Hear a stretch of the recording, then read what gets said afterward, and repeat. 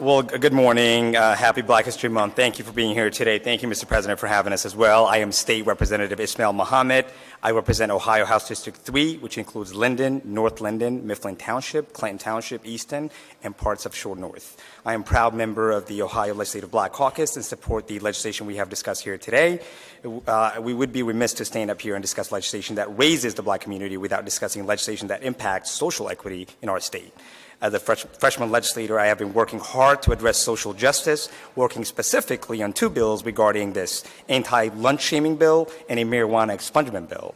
When we look at factors of equity that impact someone far down the line in life, we often look at education, ensuring that every child gets a quality education. Unfortunately, Ohio is one of the highest populations experiencing food insecurity in the United States. Approximately 40% of households in Ohio who receive SNAP have children. Combined with food deserts and inadequate transportation to grocery stores, many children rely on school meals for adequate nutrition. For these reasons, Representative Brewer and I have introduced House Bill 408, which would require public schools to provide students with a meal regardless if the child has sufficient funds. Rather than lunch shaming a student in front of their peers and classmates, this bill would allow insufficient funds to be addressed with a parent or guardian, but require that any student who requests a meal at a school be provided one.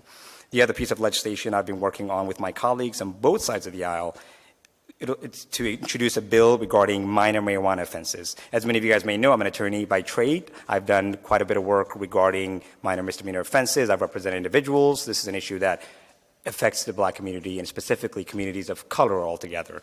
Black, brown, and immigrant communities within the United States have targeted and disproportionately arrested and sentenced for charges related to marijuana. These disproportionately harsh and targeted sentences lead to a continuous cycle of social and economic hardships which burden individuals for a lifetime.